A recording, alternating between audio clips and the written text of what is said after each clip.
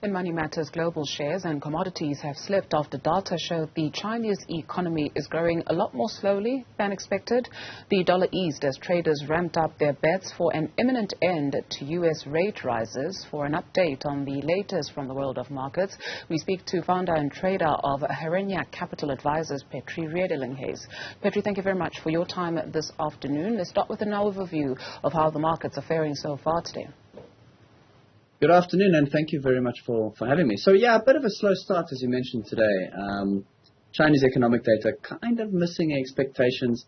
Well, it depends on what you look at, right? I mean, balance of trade data looked all right. GDP growth rate, solid 6.3%, but the consensus was around 7.3 growth. So it's falling short by about a 1% growth. But if you compare that to the previous period, it's quite a bit better, right? I mean, it was 4.5 to 6.3. So that's quite a strong improvement. However, the market expected slightly more. And if you look at the quarter-on-quarter GDP growth rate, that came in basically in line with the forecast at 0.8%. However, the previous print was 2.2%. So there is still an economic expansion, just the rate at which they're expanding seems to be slowing down somewhat. And that, I think, putting a little bit of pressure on some of the international markets.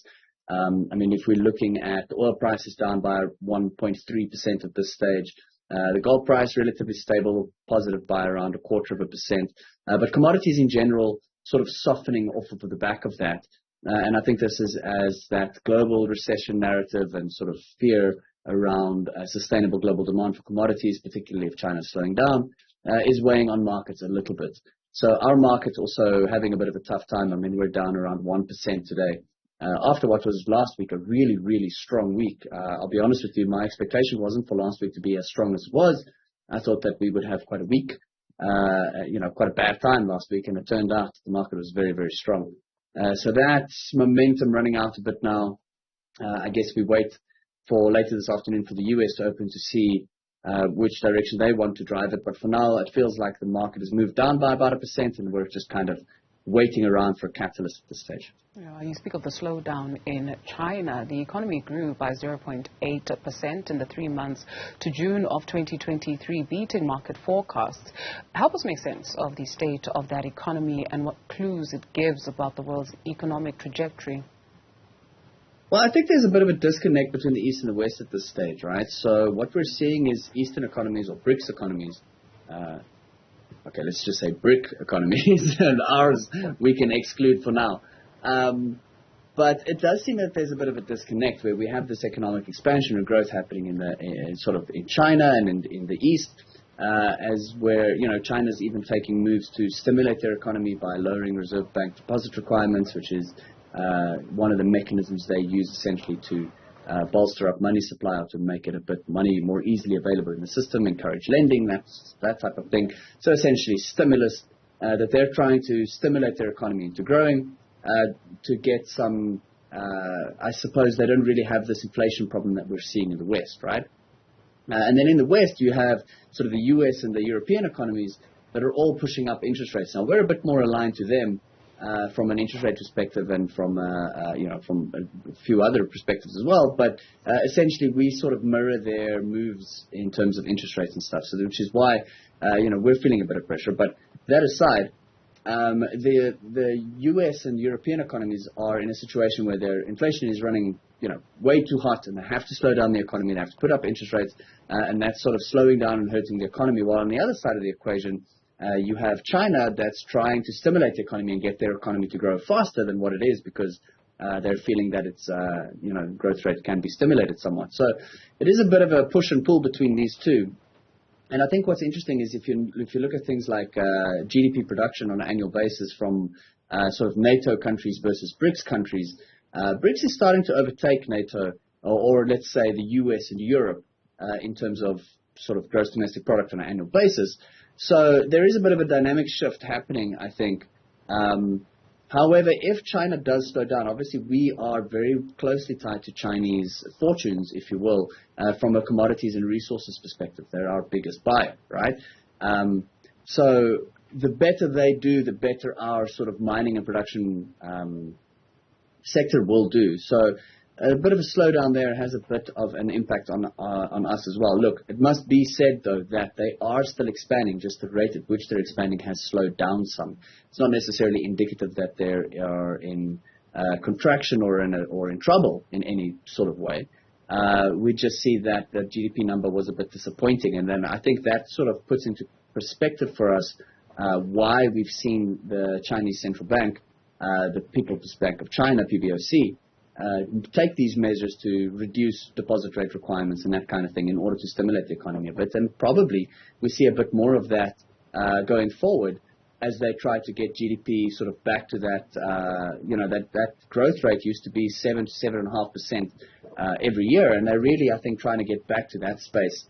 So they're currently at 6.3%. I think we'll probably see a bit more stimulus coming from them, which will probably play out well for, diversified miners and iron ore guys and sort of anyone in South Africa that's pulling minerals and resources out of the ground and sending it to China. I think on the back of what I anticipate to be coming stimulus from China will probably perform relatively well. Merafe Resources has published its production report for the 6 months ended 30 June 2023. Talk us through the numbers. So their production from the sort of ferrochrome project that they have in conjunction with Glencore, production is in fact down by 9% over the period. However, this is a planned reduction. So what they're doing essentially is they are reducing the production or their output during the high energy demand winter months, right? Because electricity prices go up, it puts extra strain on the grid, and there might not necessarily be consistent supply of electricity. So they are reducing the output that they give in order to mitigate for that potential risk of complete shutdown. So they'd rather produce less than run into troubles, if that makes sense. In fact, only one of their smelters is operating at this stage. The other one gets turned off over the 3 months sort of coldest period of winter. So it's not necessarily I don't think we can glean too much from, 10% reduction. It's kind of exactly what they plan to do, and they're doing it. The share price over the last couple of days, look, it's a relatively volatile stock. But, coming off of a relatively strong end to last month, it's been going sideways to stable. It's up around 1.6% on the day. But again, it's not a very volatile, it's not a very liquid share, so it's quite volatile. So it seems as though the market's taking in a stride. No real surprises. It was anticipated. And also, according to management's plan. And I think it's an interesting way to see how companies are adapting to the energy dynamic or the energy supply dynamic in the South African market, right? If you know you're not necessarily going to have enough energy, then you plan around that. And even if it means you have to reduce production and reduce your profitability somewhat, at least it protects your operations from, any sort of disastrous stoppage. Yeah. Very quickly for us, the Transnet Port Terminals has confirmed that the Port of Richards Bay is fully operational. Has the cost and delays been quantified yet? Oh, this is a hard question to answer. I don't know. No, it hasn't.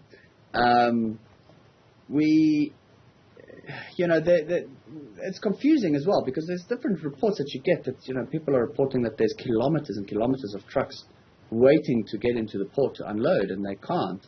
And then Transnet says, oh, but we're fully operational. So what's really going on?